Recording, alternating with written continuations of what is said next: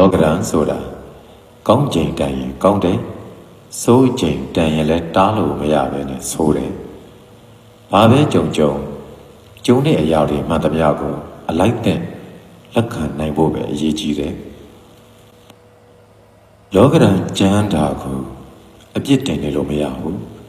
နေဟာသူပူရမယ်အချိန်မှာပူလိုက်မယ်အဲ့ဒါကိုနေပူလို့ဆိုပြီးတော့ညူစုနေခြင်းအပြစ်တင်နေခြင်းဟာကိုယ်စွမ်းအားတွေဆုတ်ယုတ်သွားတာပဲအပတ်တင်တယ်မိုးရွာရမယ်အချိန်မှာရွာလိုက်မယ်ဒါကိုမိုးရွာရကောင်းလားလို့ဒေါသထွက်ပြီးတော့မိုးကိုပြန်၍အပြစ်တင်နေတာဟာအချင်းဤသောအလုပ်ကိုလုပ်နေခြင်းသာဖြစ်တယ်မိမိပင်ပန်းဖို့အတွက်သာလုပ်နေခြင်းဖြစ်တယ်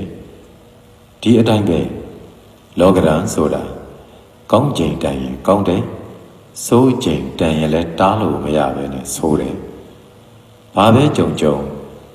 တဲ့အရာတွေမှန်သမျှကိုအလိုက်တဲ့လက်ခံနိုင်ဖို့ပဲအရေးကြီးတယ်အဆိုးသဘောနဲ့မကြည့်ပဲ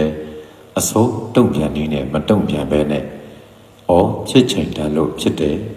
ပြက်ချိန်တန်တော့လည်းပြက်တာပါလားလို့တရားဆင်ခြင်မှုအမြဲရှိနေမှသာလောကဓာတ်ကိုမတုံမလုံးရင်ဆိုင်နိုင်တာဘုရားတပည့်တို့ဟာမညံ့ပါဘူးဘုရားတပည့်တို့ဟာအိန္ဒြေမမဲ့ပါဘူးဘယ်လိုလောကဓာတ်နဲ့ပဲကြုံမမြဲခြင်းကိုသာဆင်ခြင်၍တီးတန့်နေနိုင်တာဘုရားတပည့်တို့ရဲ့ဂုဏ်ဝေးအသွေးပါအေးချမ်းကြပါစေ